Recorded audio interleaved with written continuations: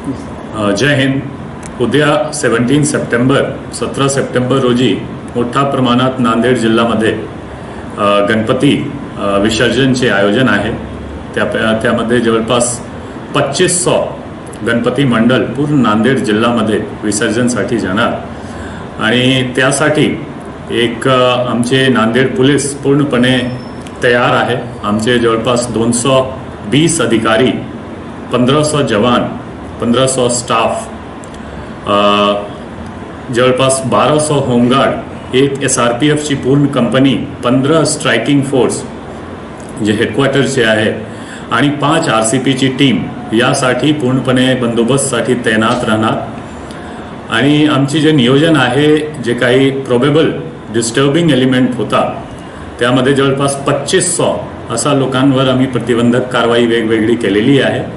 त्यापैकी जवळपास 150 यांना आम्ही विविध कलमानुसार हद्दपारची कारवाई सुद्धा केलेली आहे.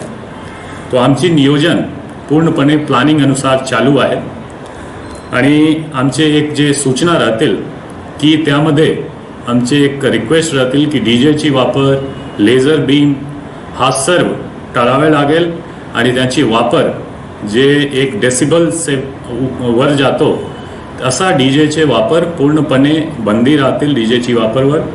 आणि जर असा सापडला तर त्यावर जे काही प्रतिबंधक जे काही कानूनी कारवाई आहे ते आपण करणार.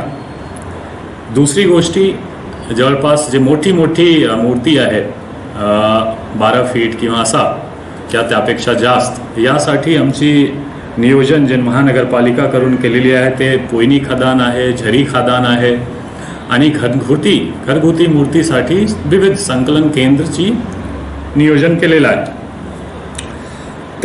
त्याचबरोबर 9 मार्ग आहे जे वाहतूकसाठी उद्या बंद राहणार आणि त्यासाठी 9 पर्याय मार्गची व्यवस्था आम्ही केलेली आहे.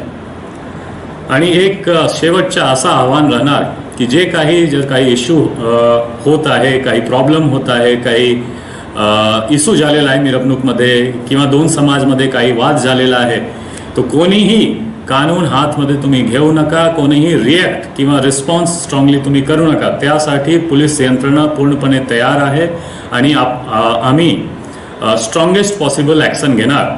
फक्त तुम्ही पोलीसला इन्फॉर्म करा आणि वेट करा पोलीस रिस्पॉन्ससाठी. कोणीही स्वतः रिस्पॉन्स किंवा रिॲक्ट करणार नाही, कोणीही समाज असो. आणि एक शेवटचं आव्हान राहणार की आक्षेपार्ह गाणे, आक्षेपार्ह नारेबाजी हे सर्व बंद असला पाहिजे, हा सर्वची वापर झाला नाही पाहिजे.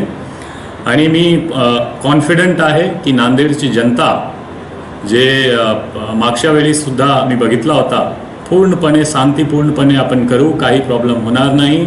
आणि परत एक बार सर्वांना खूप खूप शुभेच्छा. विसर्जनची, पुढच्या जे ईद ए मिलादची जुलूस राहणार त्यासाठी सुद्धा पूर्ण नांदेडकरांना खूप खूप शुभेच्छा आणि धन्यवाद. जय हिंद.